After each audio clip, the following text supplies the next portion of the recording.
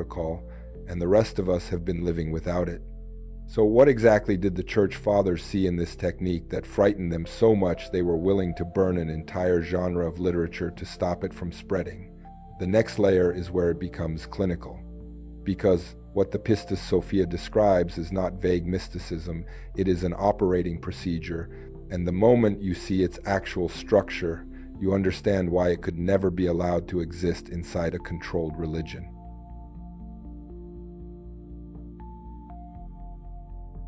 Here is the clinical part. The Pistis Sophia, across multiple passages, describes something the Gnostic teachers called the sealing. In the Coptic original, it is a verb, not a noun.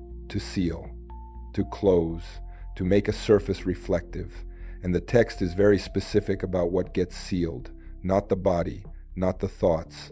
A third thing, something the Gnostics called the luminous vessel, what a modern person might call the attentional field, the layer of you that reaches outward and gets reached back.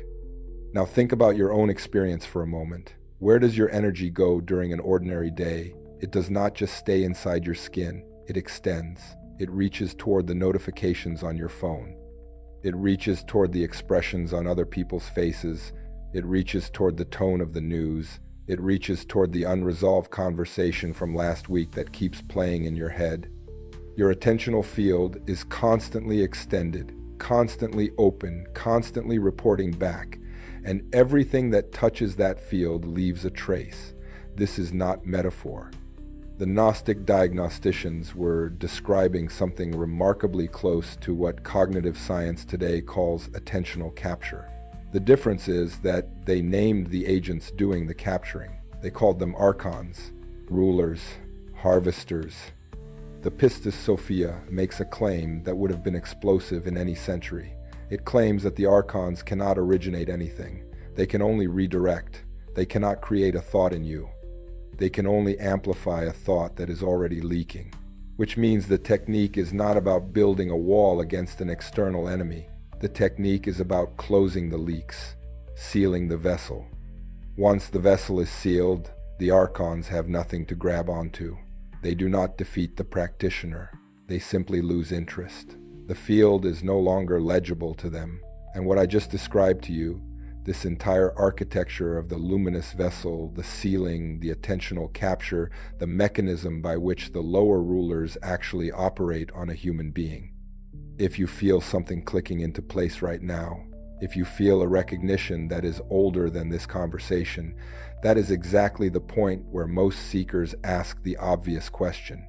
How do I get the full protocol, not just the theory? The complete sealing procedure, as reconstructed from the Pistis Sophia and the parallel Nag Hammadi fragments, is available as the Shield of Sophia transmission. Link in the description, also pinned below. It is what I would hand to myself if I could go back to the day I first suspected something was feeding on my attention. Now, let me take you even deeper. And I need to stop here for a moment, because what I just explained, that exact architecture of how the soul became trapped and where the exits are, is the reason I created the ancient code. It is not an audio. It is not a single transmission. It is a complete Gnostic initiation, 5 private video masterclasses, the ancient code dossier you can hold in your hands, and a guided meditation series designed to activate what these videos can only describe. If you have been watching these videos for weeks and feeling that you are ready for the full path, not another fragment, but the entire map, this is what it was built for. Pinned comment, or scan the QR code on screen. Now, let me take you deeper, because the next revelation is the one most people never hear. Because the next layer is where the technique stops being an idea and starts becoming an architecture. The Pistis Sophia describes the protocol in what the ancient initiates called 3 gates, not stages, gates. The distinction matters. A stage is something you pass through once. A gate is something you open, and once it is open, it stays open, and you walk through it every day as long as you want the protection.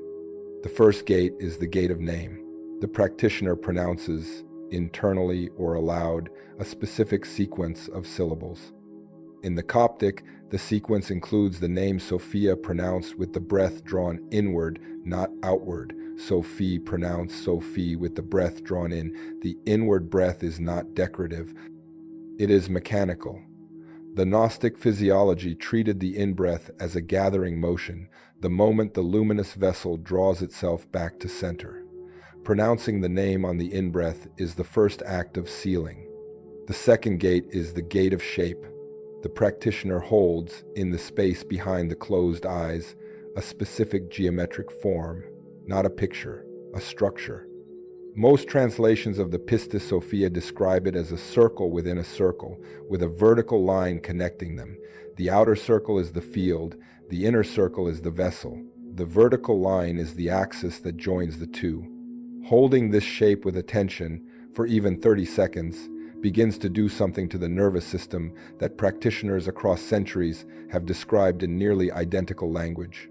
A settling, a quieting, a sense of the edges coming back.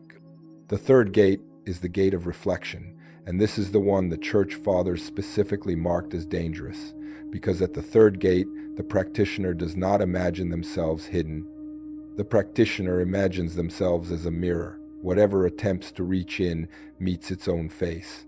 This is why the archons, in the Gnostic framework, lose interest. They are not equipped to see themselves, they are equipped only to see prey. A mirrored field shows them nothing useful. They withdraw.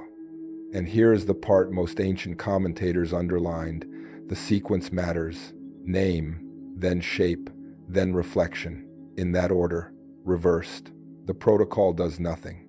Practiced in full, in sequence, it has been described by initiates for almost 2 millennia as the cleanest protection a human field can assemble from within itself.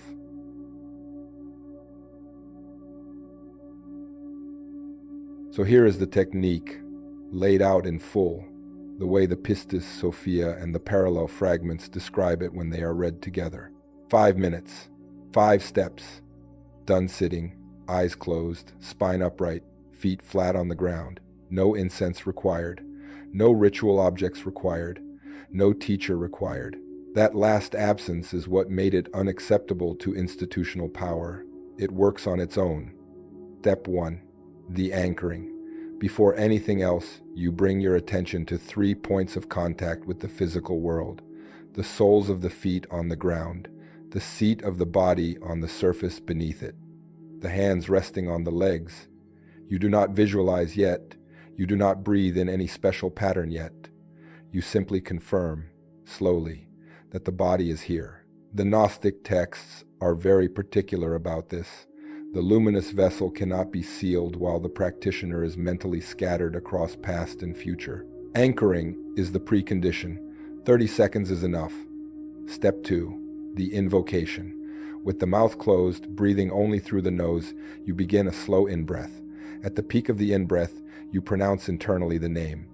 Sophie, drawn in rather than spoken out. The syllables fall on the breath rather than on the voice. You do this 3 times, not more, not less. 3 inward invocations. The ancient commentators specified 3 because, in the Gnostic numbering, 3 is the minimum number of repetitions that establishes a pattern the vessel can recognize. After the third in-breath, you let the name fall silent and you simply feel for a moment whatever shift has occurred. Most practitioners report a sensation of the chest cavity becoming quieter. Some describe it as a small descent of heat from the head into the heart area. Do not force any of this, simply observe. Step 3. The shape.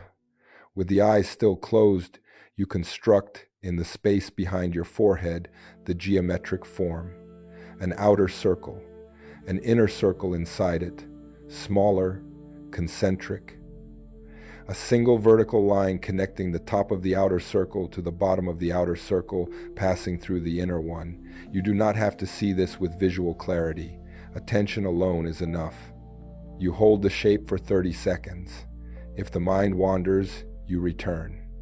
The shape is not decorative, it is a cognitive lock. It gives the attentional field something specific to rest on, which is precisely what the archons, in the Gnostic framework, cannot penetrate. Diffuse attention is porous, Locked attention is not. Step 4. The mirroring. This is the operation that the Church Fathers marked with particular